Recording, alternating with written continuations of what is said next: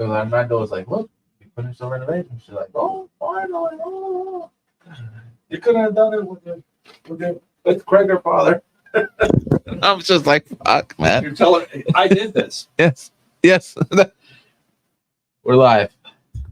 I told her. Doesn't matter. Did that renovation. I didn't have anything to do with it. Everybody, welcome back to the channel. I think we're live. It's Monday night for the Monday Night Power Hour, the Monday Night Live. This is interactive and works best when you guys have lots of questions. So we'll talk about anything that you want to talk about, real estate related. We've been getting excellent questions here for the last few weeks, and I think they're going better and better each week.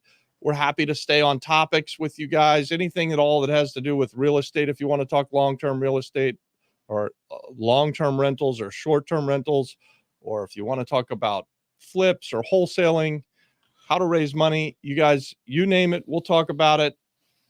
We are here for you, and we want to give you guys as much value as possible. So put your questions inside of the chat, and we will pull them up. And before that happens, we have a couple announcements. Well, you guys should start putting your questions in the chat. Don't wait for us. But just want to get some announcements out the way. So this week's mastermind session that happens inside our Apex community will be hosted with Sharif Medawar. If you don't know who Sharif Medawar is, he is Robert's only billionaire friend.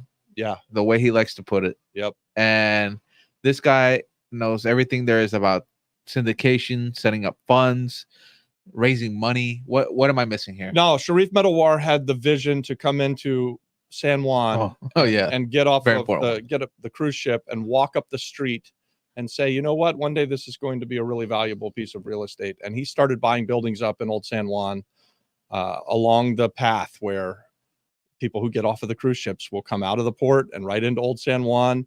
And he owns about a third of the buildings down there. I don't know if he still owns that many, but he bought about a third of the buildings, and he just crushed it. And then he crushed it again in Florida, and he crushed it again in California. And so he is an amazing real estate investor, and he's one of the nicest freaking guys you'll ever meet. So we've been doing inside of Apex. We do, it's not too different than what we do here with the question and answer, but it's specific to a topic, and we teach a master class every Thursday inside of Apex. So if you've been thinking about joining us on Apex, it's $50 a month. The price is going to go up in the next month or so. So getting in now is a really good idea, but getting in this week to come and sit down and listen to Sharif Medawar, guys, I promise you're not going to regret making that decision.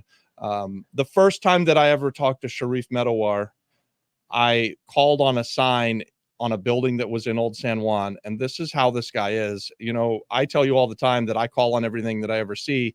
I called on the sign, and Sharif answered the phone. And then as I was walking around Old San Juan, I saw his phone number just appeared on building after building after building. And what I thought of him in that initial conversation was, this is actually the owner, puts his number on the wall on these old buildings, answers the phone when somebody calls, and then talk to me about what was going on in real estate in Puerto Rico. I had no idea who Sharif Medawar was, but by the end of the call, I was like, that guy's doing some good stuff, right? Like you could tell. And I'm talking about, this is like 7 years ago when I first showed up. So I really didn't know who he was. And how long ago before he was? So I don't know how long. That's a great question. Let's ask him. Yeah. I think he's been investing in Puerto Rico for more than 15 years. And wow. So maybe more even. Yeah. Like I think he has. And he told me the other day when I was talking to him about this master class that he's doing development in Florida. He's doing some high-rise stuff. You were telling me you want to do like a 17, 18 story. Yeah, Sharif's like, yeah, I'm doing this development in Tampa or somewhere. I was like, man. And then he told me I have an office in Orlando, Florida. I'm like, how in the hell did we never cross paths before I came to Puerto Rico?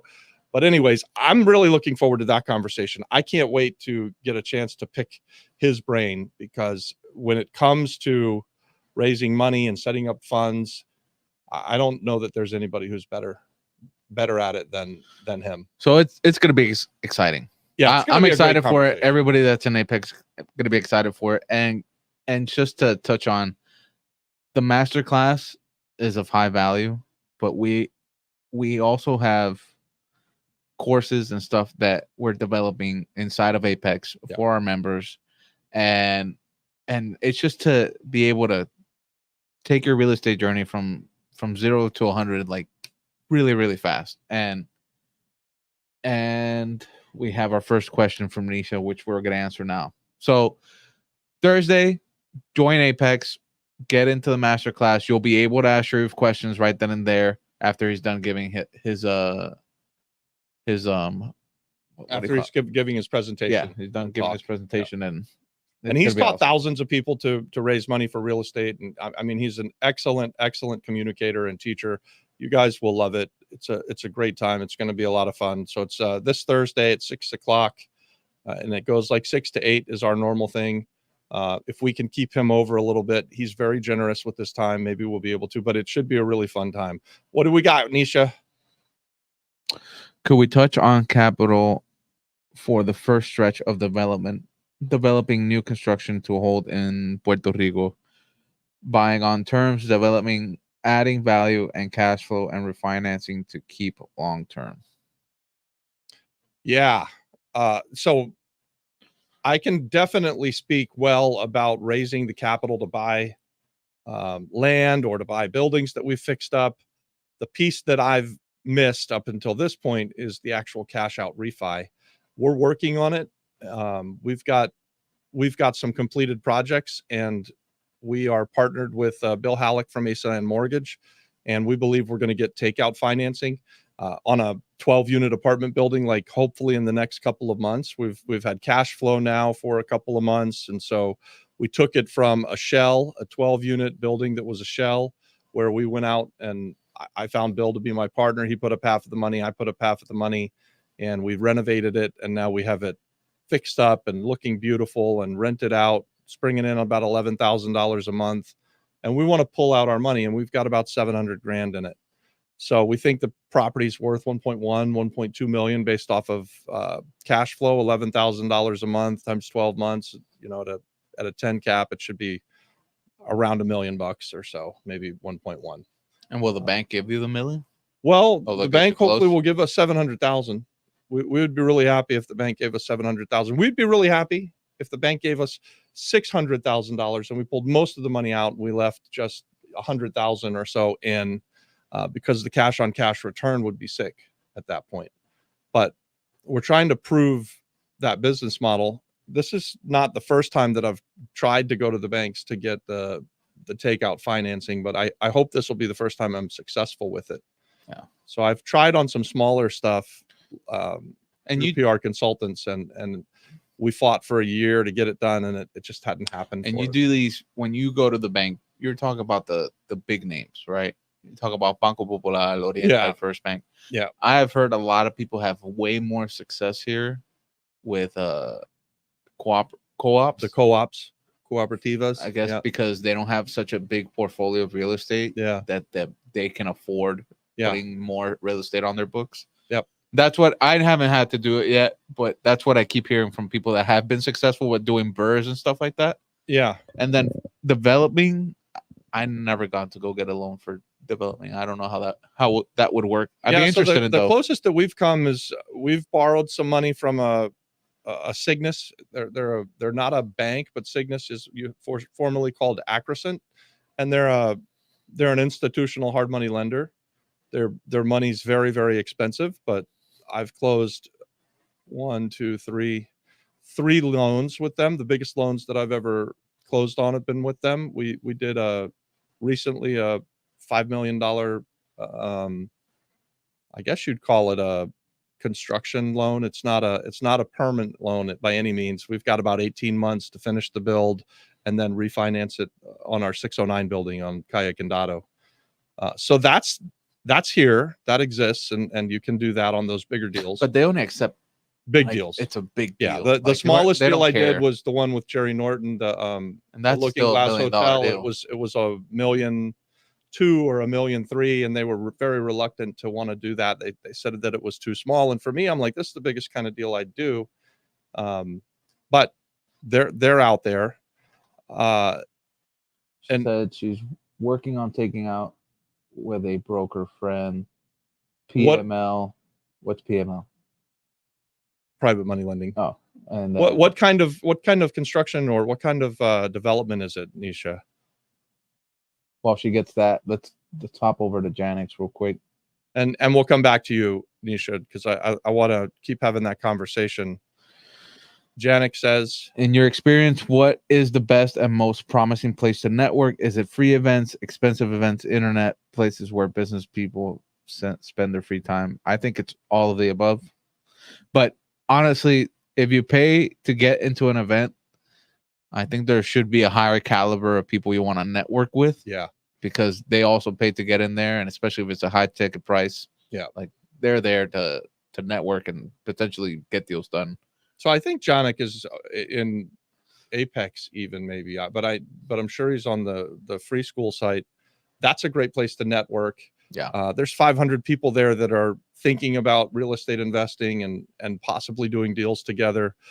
The local RIA, like depending on wherever you live, there's a real estate investors association, generally speaking, is a great place to go and network. And that's usually a paid, not an expensive place to be, but it's a paid thing. You know, maybe it costs $300 or $400 a year to go to those events, and they'll have a speaker and they'll have time where you get to network with other like-minded people. That and the speaker as well. But I agree with the Don, all of the above. Like I would put myself, when I first started as a real estate investor and didn't know what I didn't know. So I had no idea what I was doing and wasn't even sure what the questions were to ask. The very best use of my time was networking and going to a local RIA or going to take some course by someone who was further along than me and being in the room with other people who wanted to do it. I always found a lot of value from that. And I can remember there was a time where I would go to the Orlando RIA, and every single month that I would go there, I would find a new person to partner with. So I would find hard money lenders. I would find people who had deals that I wanted to buy. I would find people who would buy deals that I had. I mean, it was just amazing. We found contractors there all in this one place, right? There were like 300 people that would show up at the same place every month. And I just started showing up and telling people what I was doing. And I just went back last time I was in Orlando, and the lady who ran it back then, she and I were talking, and you know, it's been 25 years, and she's like, man, I remember when you first came in and you were so intense and you were so like driven. People were afraid of you. And she's like, now you're like totally opposite, the nicest guy in the room. And she's like, I was like, I was. And she's like, yeah, everybody would talk about how driven this guy was. He would show up every week with whatever he was doing and had questions. But hey, I had to feed my family, you know? So I was there it was a business for me. I wasn't there to fuck around. And I wasn't going to have analysis paralysis because I'd already started buying stuff. You already bought it. I already did it. I was all in, right? Like, so but I just thought that was a fun story that I was told by someone who made an observation, and I didn't even realize it. Oh, it's crazy. It's crazy how people are willing to waste time by not asking the question and just kicking their feet and maybe instead of being like, hey, I really want the answer. What does it take to get it? You know, like and who wants to do business with me? I mean, that was really what I was there for. Who's going to partner with us? Who's going to lend us money? Who's got a deal? Who wants to buy a deal?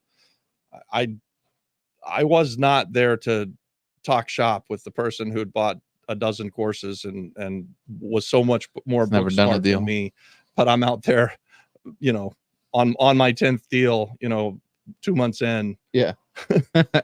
She said tiny houses, casitas, cabins, experience-based destination property. Where is that? So that's an awesome project. I know you're looking at that here. Are you looking at a specific property, Nisha? I have 45 acres that I'd love to talk to you about this idea. We've kicked around this idea now for a little while. We thought we had sold the land, but it's come back to us, and it would allow for 200 homes to be built on it.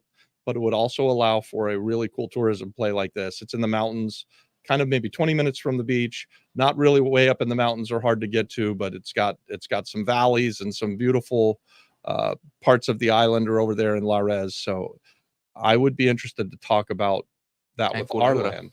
And I also have a small piece of land in Culebra if you want to do a smaller project on 5 acres of land. So, Catherine mentioned it. Yep, yeah. that's the one. Okay. She says she loves REI meetings. So you guys know how to get in touch with each other. So Yeah. I don't know if we've been in touch with each other off of school, but why don't Nisha just send me a private message inside of Apex, and then we'll set up a call. Is that good? Yeah. I'm trying to get, so guys, just so everybody knows, I was even talking to Adon about this right before we came on. I am drawn in so many different directions and have people asking questions, and I really do my best to try and answer the comments on YouTube and answer the things that come in private messenger through Facebook and Instagram.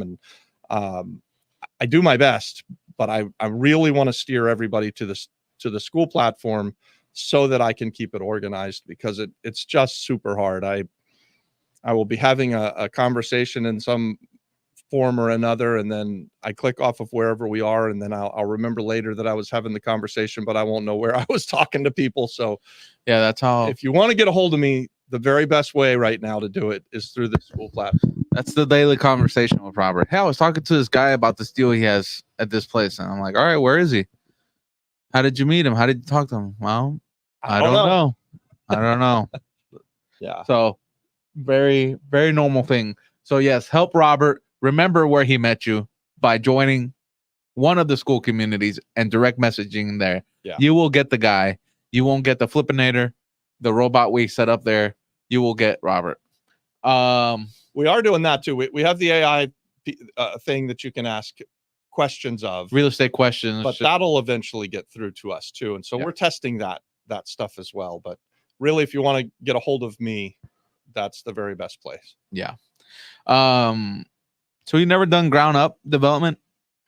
Not much. We've built a house here and there. We've So never done a 200 house development or so what does it take? High-rise building or anything like that. What does it take to do a ground up?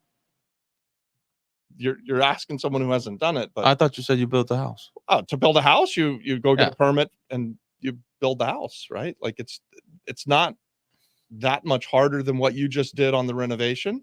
There are some steps that are additional to it, but I don't know what you're asking. What does it take? So for example, for a flip, I can go and see everything it needs, and obviously you got to rip everything out, put it back in. Yeah. For a ground up, I would imagine you first need to figure out if it's in the correct zoning. Yeah. And you got to build the what's it called, the base, and see if the land can hold whatever you're going to put on it. You know. Yeah. That's what I meant. Like, what's that process like compared to, all right, it's already built, it's already zoned for something. It's just all of my friends who do ground up construction say that it's easier than renovations. And I'm stubborn and I never want to tear anything down. And I've renovated some things that many people have said, why would you do that? Just knock the thing down and start from scratch. And it costs a little bit more money, but you make a bigger spread on the back end. I don't know that I necessarily agree with that. But for 25 years, what I've done is I've renovated existing buildings. So that's what I'm really comfortable with. Okay. So, but you want to build ground up. Dave wants to build ground up. McKenna wants to build ground up. Dave wants to build ground up. I didn't know. Jeff Murphy does build ground up. So I've got people that are in my life that are pushing me in a direction. So we'll probably do it. Can we get the next mastermind to be about ground up? Invite Jeff. Maybe that's a good idea. I would love to hear that conversation. Yeah, one of the next ones coming up, we could definitely get Jeff Murphy to come back. You just said zoning, permit, site prep, infrastructure. Okay. And Nisha, I think you've probably got more experience with ground up construction than I do, right? Like I'm guessing, and I think it sounds like you've done this before. So, Adobe vacation rentals. That's Aaron. Yeah. Wondering about a sponsor for a hard money lender. Is there a typical percentage someone would give up for a sponsorship? I mean, if you're getting hard money lending, would you give the business? What's a sponsorship? Aaron, clarify, what do you mean by a sponsorship? Or if you're asking like, what should a hard money loan cost you? I think you're in the States, you're probably going to spend 12%, a few points and 12%, Maybe a little bit even more, after depending. interest rates have gone by. And I think it's not really difficult. Like the hard money lending scene is easy to find people that are in the area doing it, either through the RIA or just a Google search, and you'll find these kind of nationwide lenders. I mean, the last deal we did in Winter Park, Florida, McKenna got us a hard money loan by Googling it, a company we've never dealt with before, and they've been pretty good. They lent us 80% of the purchase price and 80% of the construction or the Wow. renovations. It's really good. Yeah. So, if we bought it for 215 and we put another 250 in it, let's say, and they lent us $400,000 or $380,000, something like that. Most of the money though. So that was great. I think we should explain what Aaron needs. Aaron needs a loan sponsor for credit and experience for a fix and flip loan. Oh, so you're being told by someone who would give you the money that, hey, you've never done this before. We don't want to necessarily give you the loan. So you're thinking, can I bring in somebody who's done it before and have them attach their name to it? And then what do you pay them for that? Well, Nisha said 20% to use someone's credit and HUD's typically. 20% to use someone's credit and HUD's. Okay. But I'll defer to Nisha here. I think that you never done that I've before? never done that before.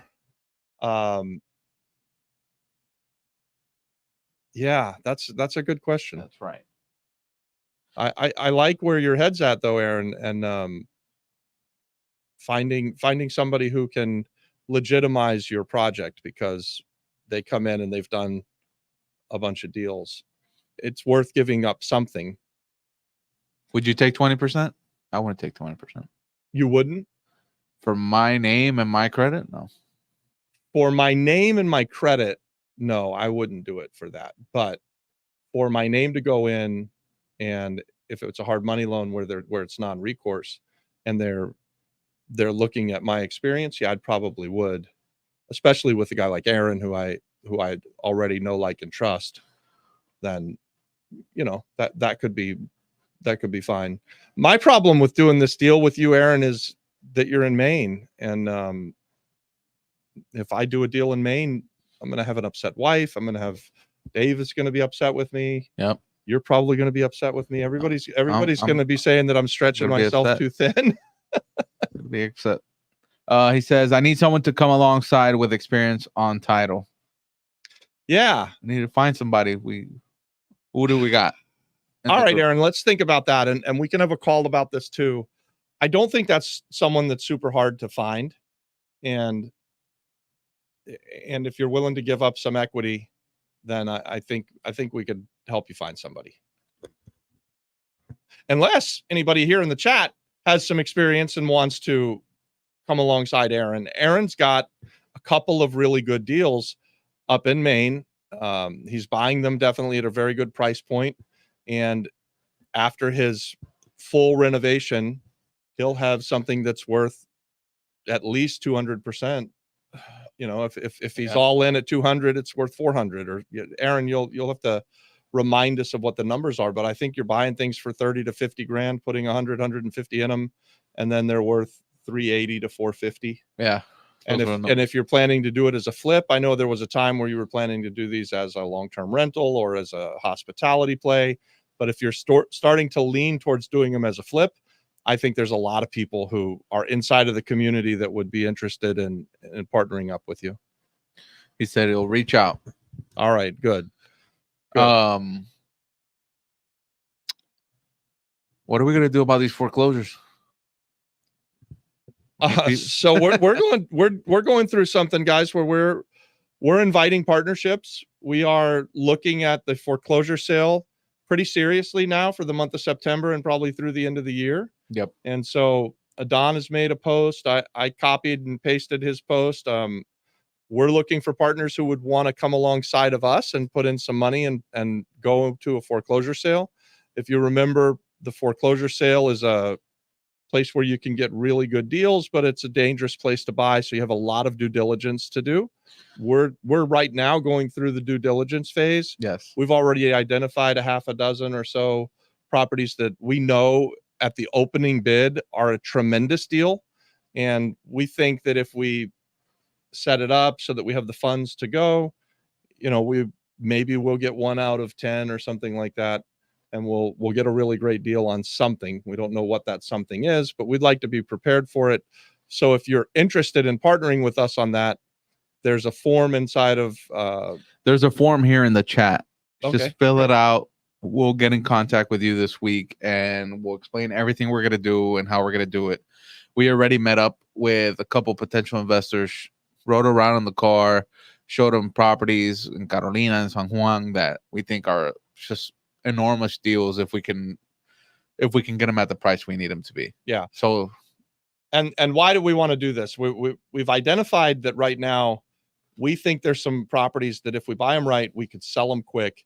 I'm already doing some deals with Juan Perlan, who's in the Apex, and we've seen him a couple of times recently buy some things and then immediately put it on the market without ever touching it. And I'm talking about stuff that needs significant renovation, but buying it way below market and then selling it as a wholesale deal after we close on it and getting in and out in very short time. But that goes to show you the market's in need.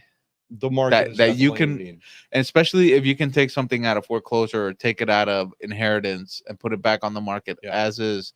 There's someone desperate enough, or a potential flipper. There's enough demand in the market right now that if you've got something good, like I'm closing on one tomorrow with Juan. I put a video out on it on YouTube and someone's like, well, I'd live in that house.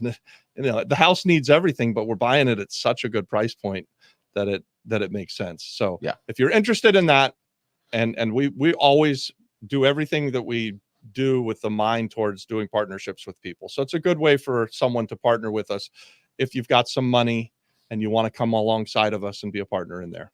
Yeah. So we're excited for that. Yeah. What else? We're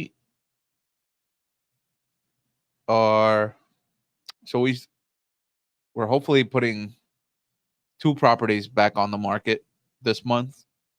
The Calle Añasco property and the Calle Madrid property, which is was a big renovation. So we're hoping we were talking about this, guys, and if you know Adon and I's story, Adon said, hey, Robert, I know how to do this YouTube stuff. Would you teach me how to be a real estate investor? And we started partnering on the YouTube stuff. And about a year solid of Adon coming along and riding with me and kind of documenting everything and us doing some pretty cool content, we started doing deals together, Adon and I. Yeah. And it's my heart, it's my desire to invest in some younger people like Adon. And so the house on Madrid that Adon is talking about, I kind of threw Adon to the wolves. Or like it's like this. I'm going to teach Adon how to swim by taking him to the deep end and pushing him into the pool. Yep. And exactly what they did. He did the entire renovation, guys. So I think it came out really, really well. We had some struggles and it didn't go perfectly. We had to fire a contractor or 2 or 10. 8. But at the end of the day, we had a rendering at the start, and Adon really took the bull by the horns and did everything. Now at the end of the day, we've renovated what was a pretty bad looking house into what the rendering looked like, and it looks fantastic. Yeah. And so we think we've sold it. So he says we're going to put it on the market, but we're expecting a contract tomorrow. And if we get that contract, then we will have sold it. And we bought it for 210, 215, put 200 and something in it and 250 in it. And now we're selling it for 575 cash. And that's the rendering. Hold on, I'm going to pull it. They can't see it yet. Oh, they can't. We're going to pull up the rendering for you guys because I think we can also, you'll see it in a few shorts, or maybe he's got a picture.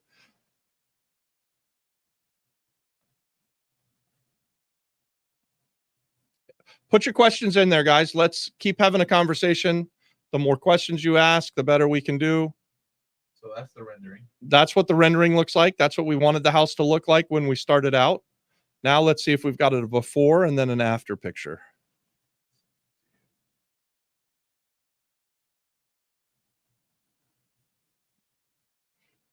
I'm sitting on pins and needles because I want you guys to see how nice this came out. Why can't I see it?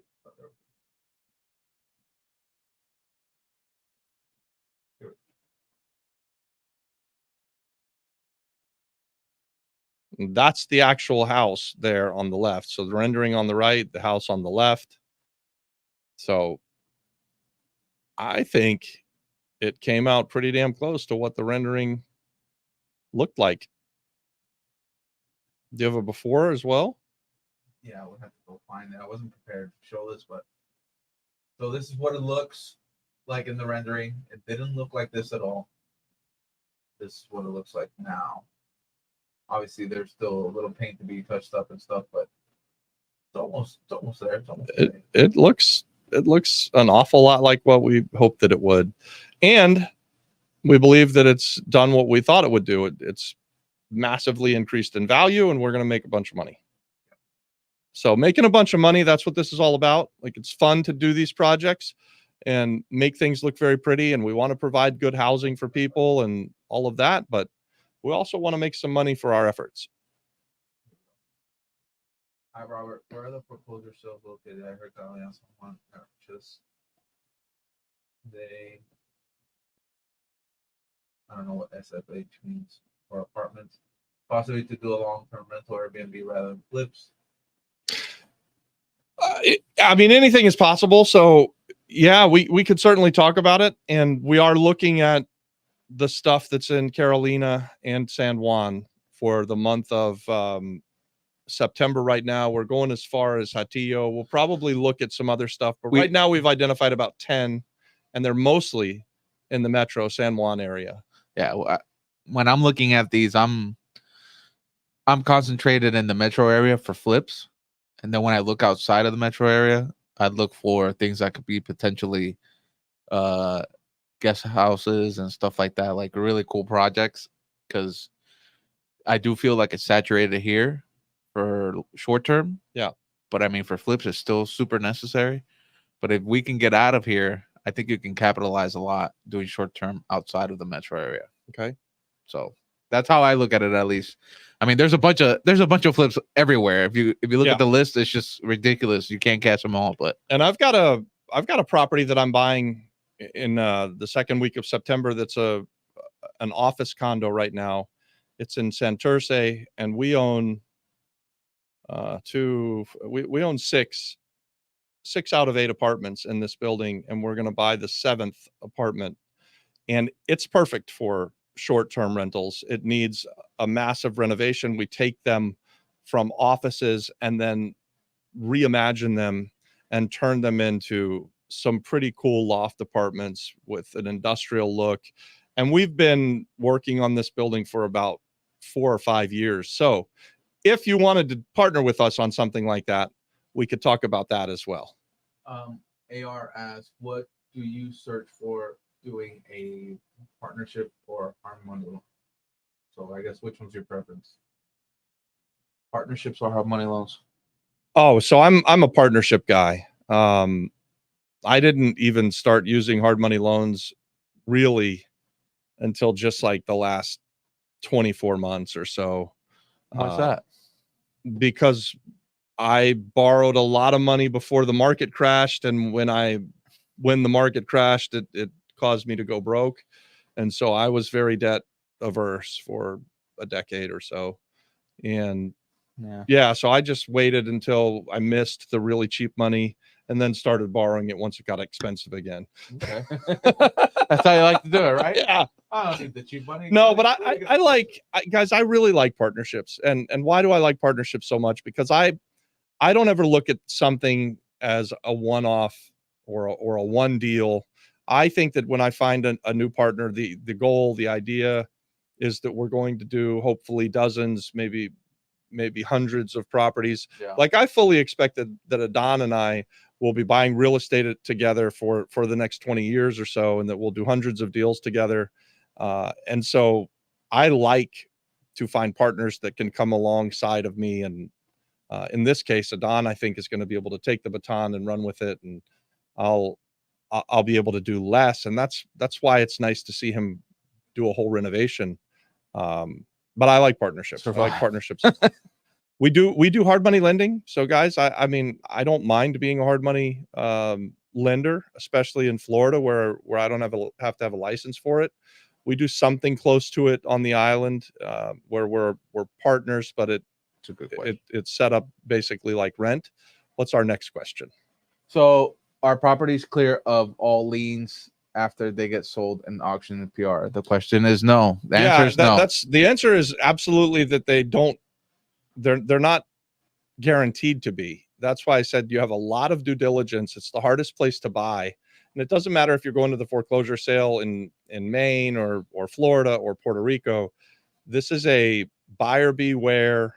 Do all of your due diligence way ahead of time, because if something is missed, it can cost you thousands and thousands of dollars, or you could lose all of your money. For example, we went to see a house, a gated community this weekend. Yes. We walked in, we saw it. It looked nice. We're like, wow, for the price it's going to auction, it seems like a deal. Yeah. We talked to the neighbor, and the neighbor, he said, this house owns $17,000 in back HOA debt. So you have to take that in consideration. So if I get this house for the price that is on Frick's auction, no one comes to bid, then I can absorb the $17,000.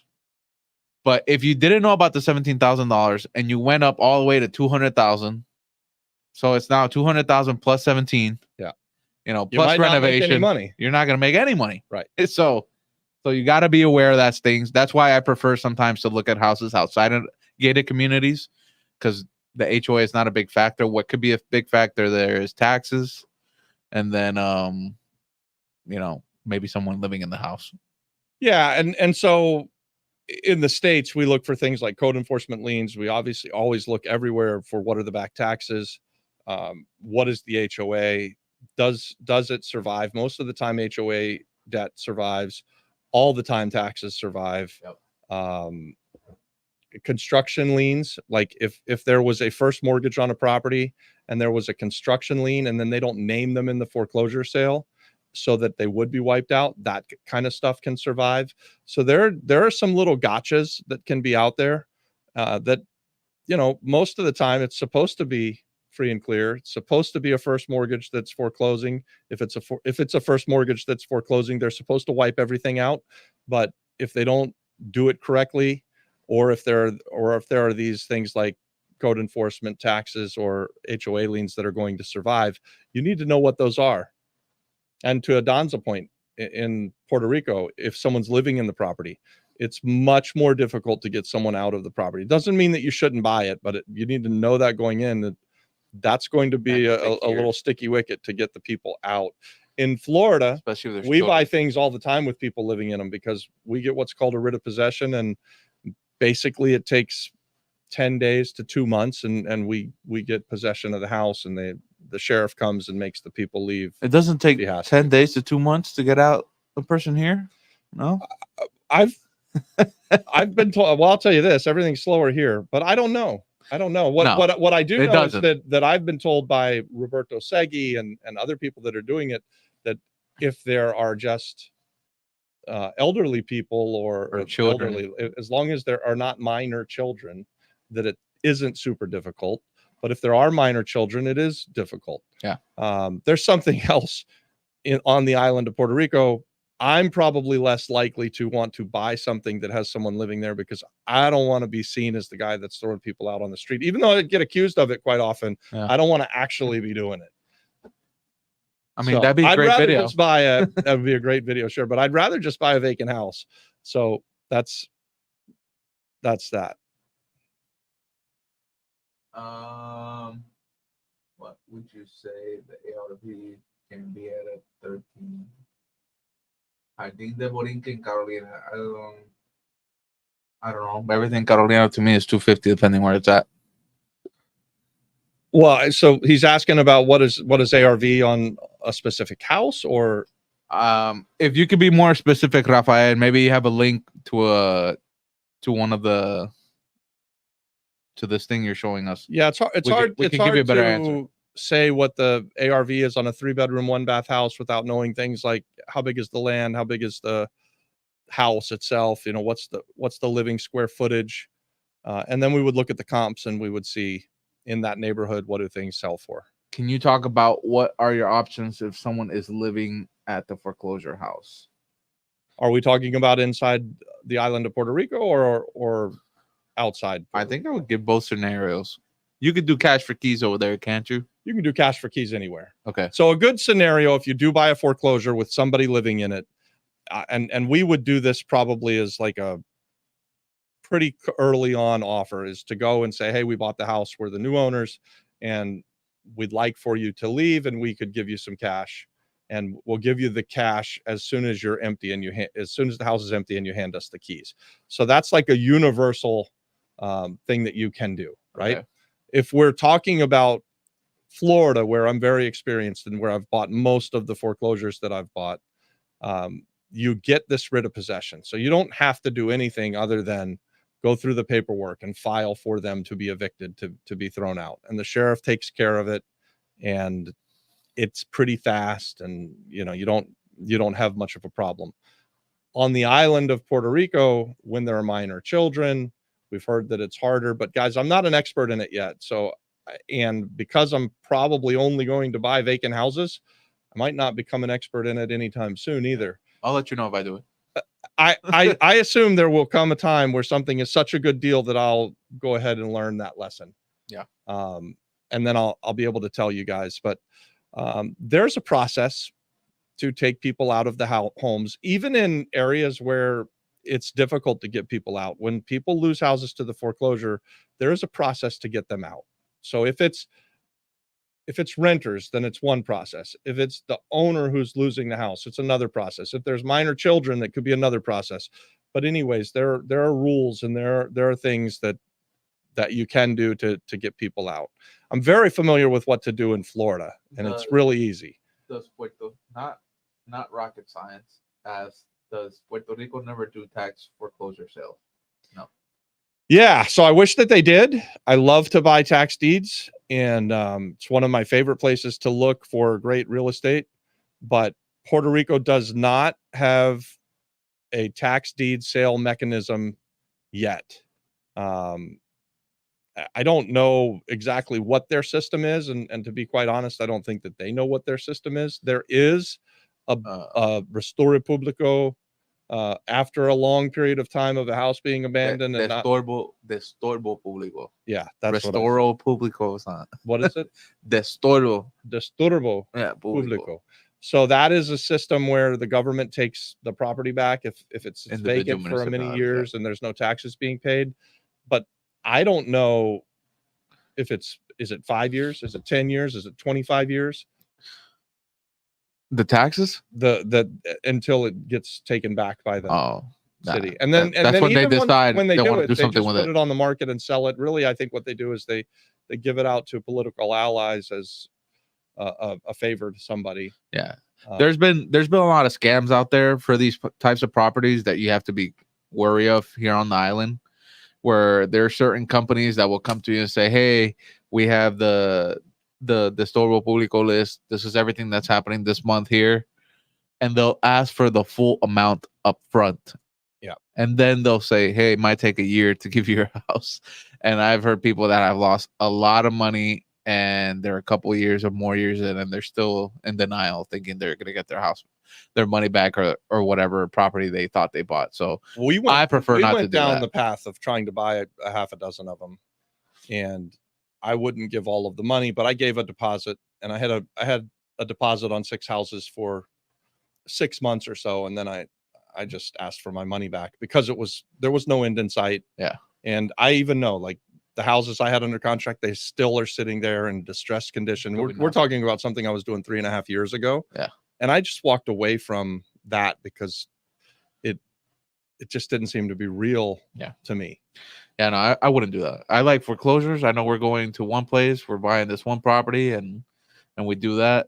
Yeah. Trying to deal anything with the municipality, doesn't matter which one, it just seems a little uphill for anything. So yeah, stay away from it. Or learn all about it. I mean, like, you could become an expert in it and maybe you can make money. But for me, you could take all the money and bring them the house. Thing. There's enough good deals anywhere that I go that I don't have to do the really difficult stuff. Although I do like to buy the difficult stuff. So just the difficult stuff that I know, I guess. Yeah, no, I wouldn't buy there. What else? What else can we talk about, guys? You're leaving us here in the air. Come on. Well, we got about 15 more minutes that we can go here, guys. So if you put in some more questions, we'll keep going. I would highly encourage you guys to consider joining Apex this week and coming to the Sharif Medawar Masterclass this Thursday at 6:00. It'll be given through the Apex community. Once you're in the Apex community, you get access to all of our master classes. There's a whole library of them. We've got a how to buy and fix course. I mean, we've got lots of stuff in there, and every week we teach a master class. Right now, it's $50 a month or $49 a month. Once you're in, you're locked in at that price. So as long as you stay in, it never goes up. I will tell you that as we build out the library and we're giving more value, I expect that price is going to go up, probably in October or something like that. What's your buying criteria for buying houses on PR?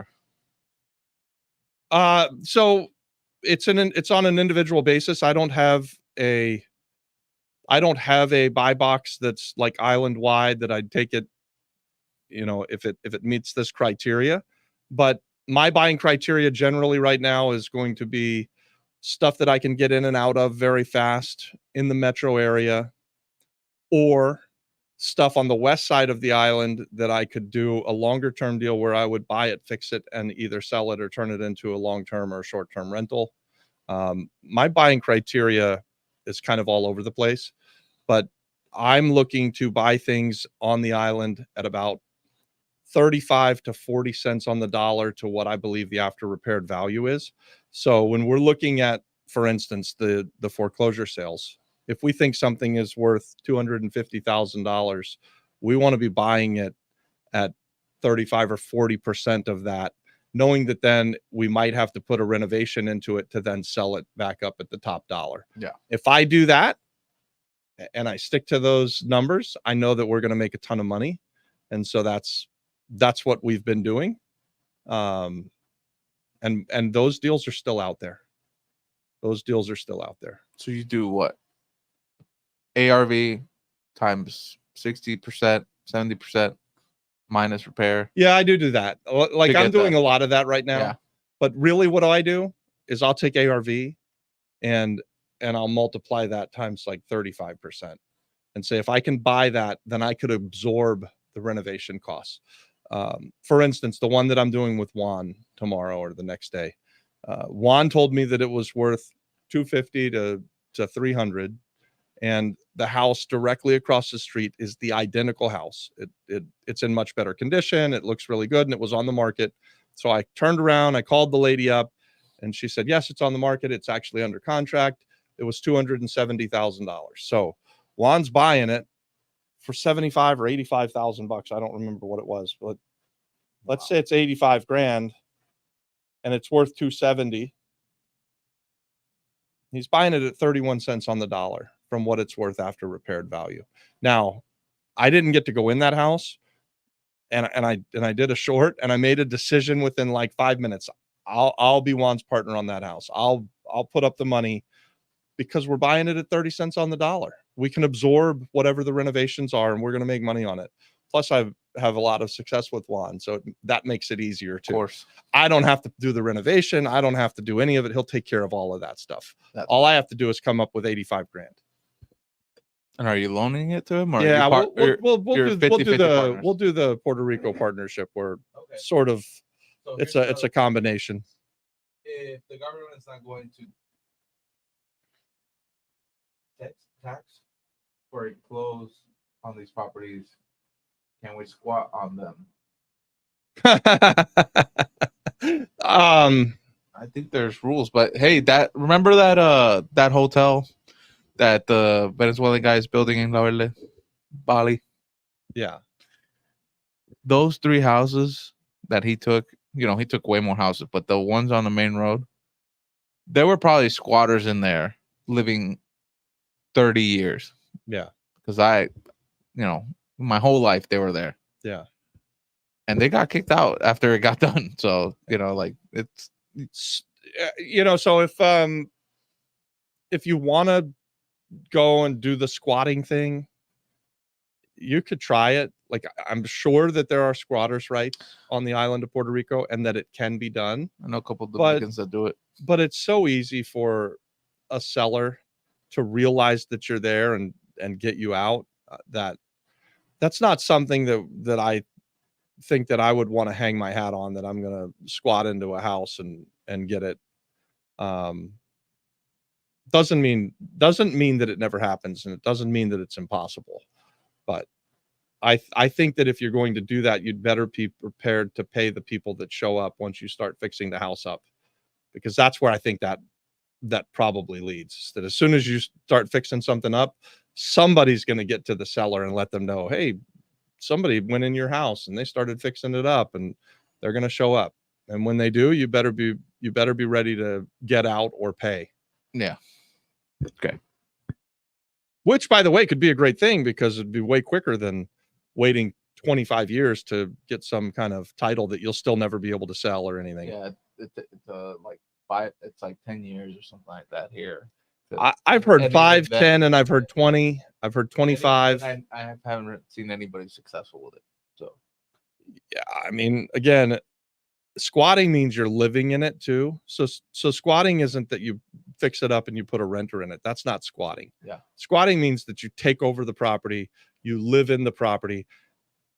How do you squat on something that's got no power? It's, there's no meter there. The water doesn't work.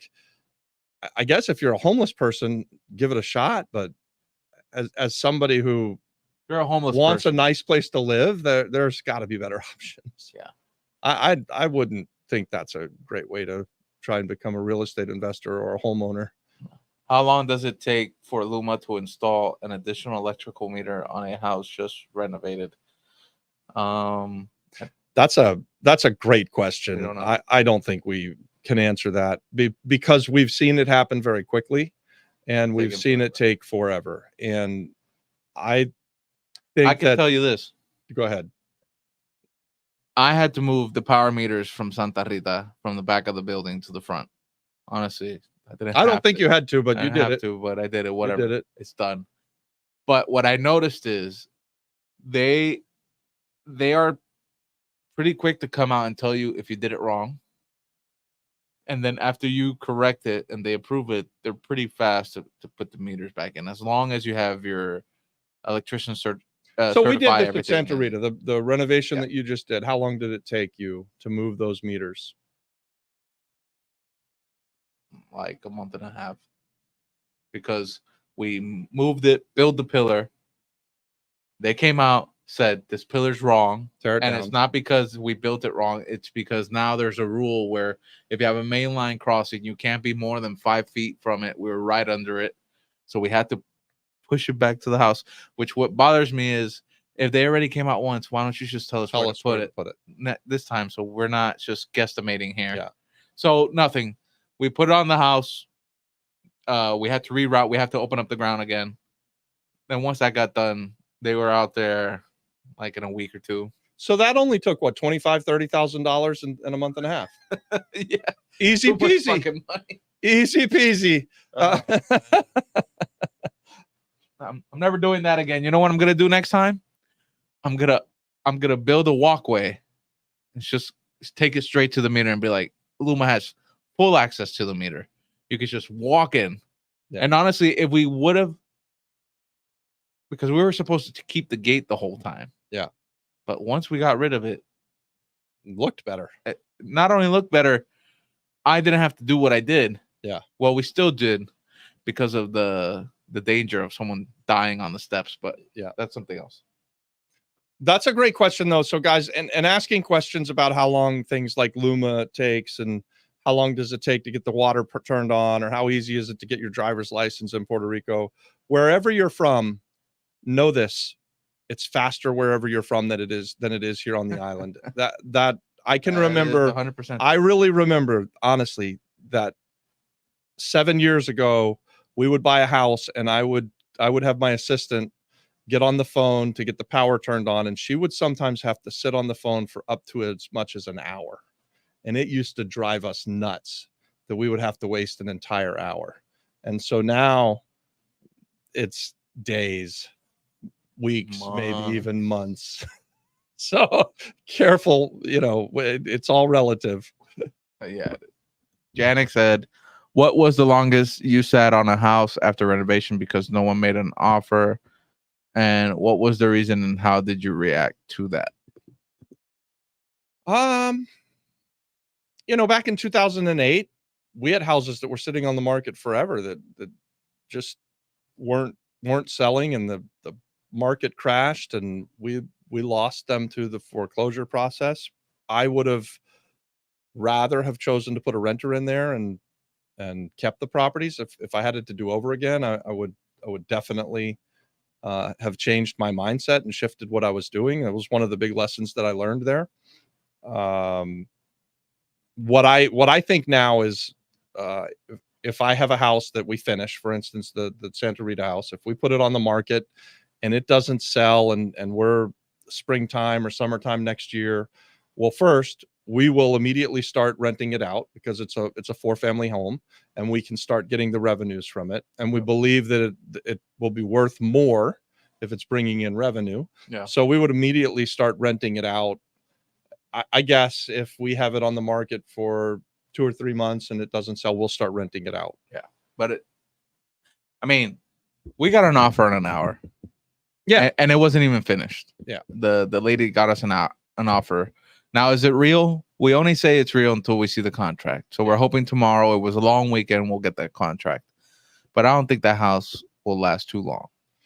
No, the house looks too good. It does. It's the best thing in the area. It's definitely, it went from the worst house on the street to the best house in the neighborhood. And it's got some beautiful historical floors, and it's got that modern look that looks like the rendering. So it's kind of the best of both worlds.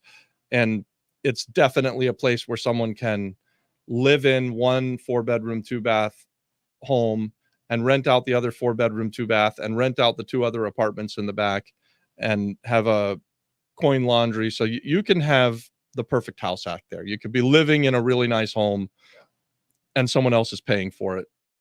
What are these for the auctions? They're all sporadic.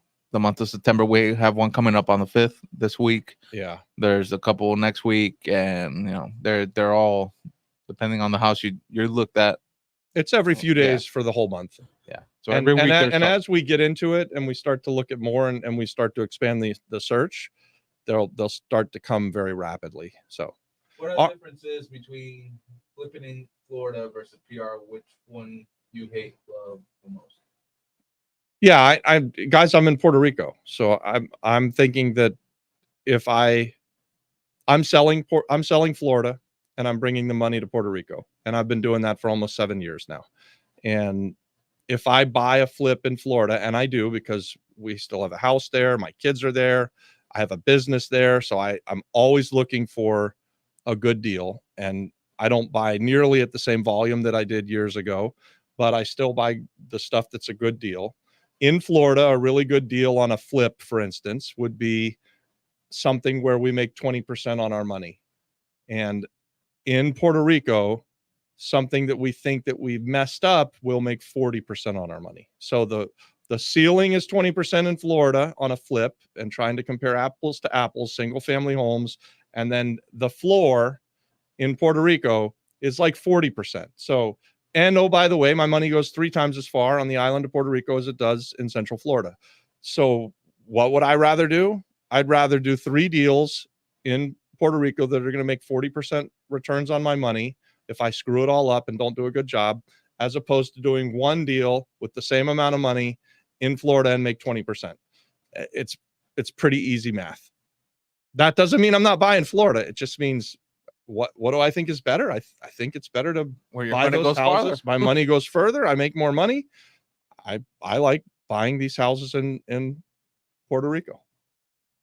Have you bought any properties and had the government threaten to condemn them?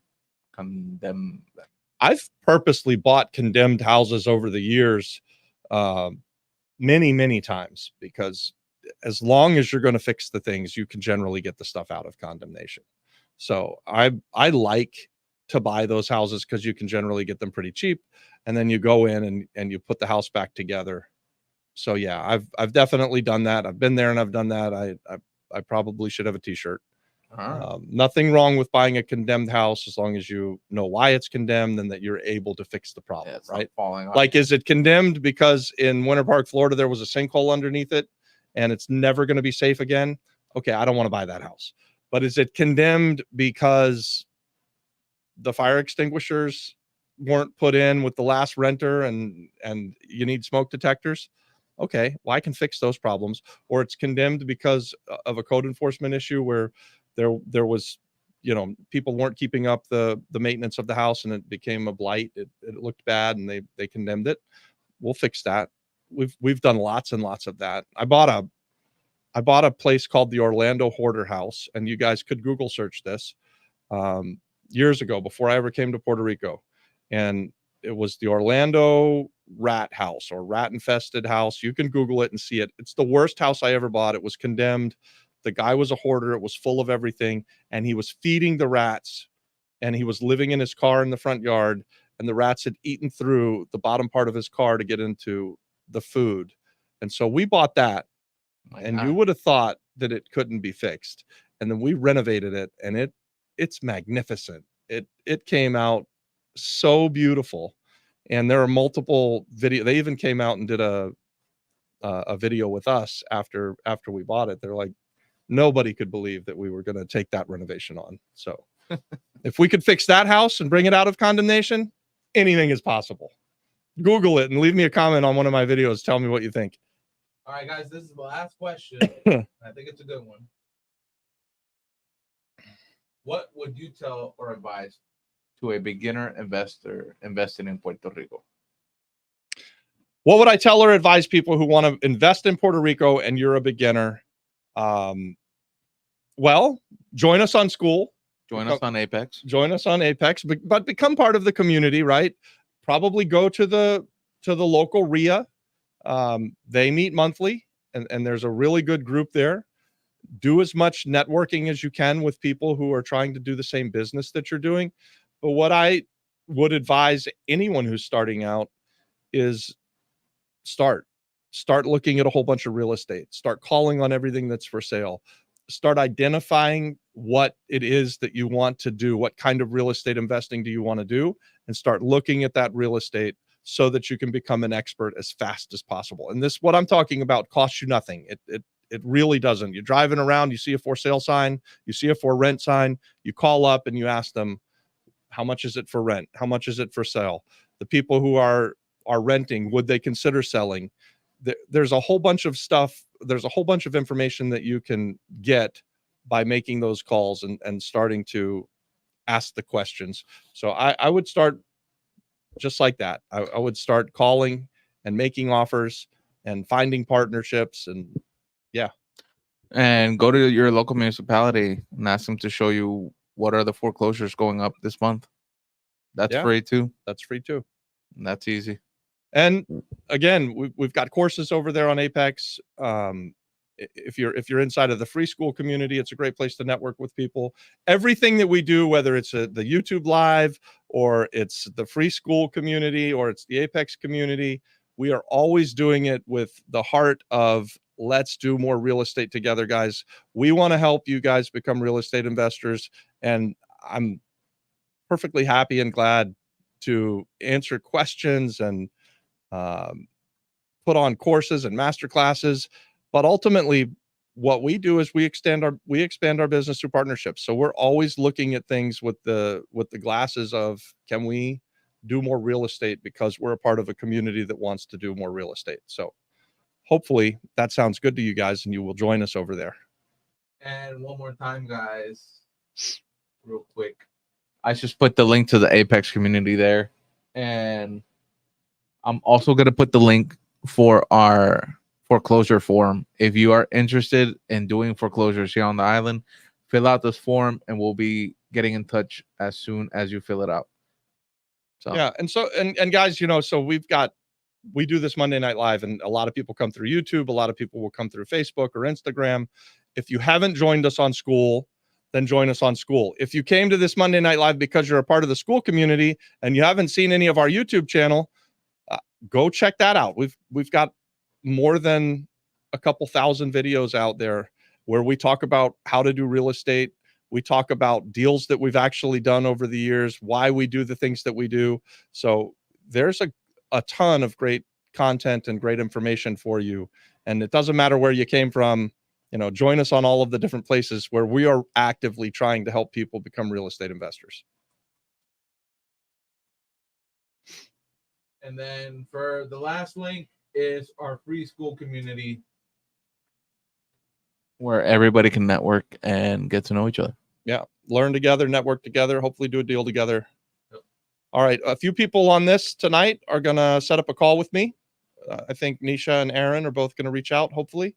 And thank you guys for a fun Monday night and spending a little more than an hour with us. We do this every Monday night. So if you have more questions throughout the week, come back next week.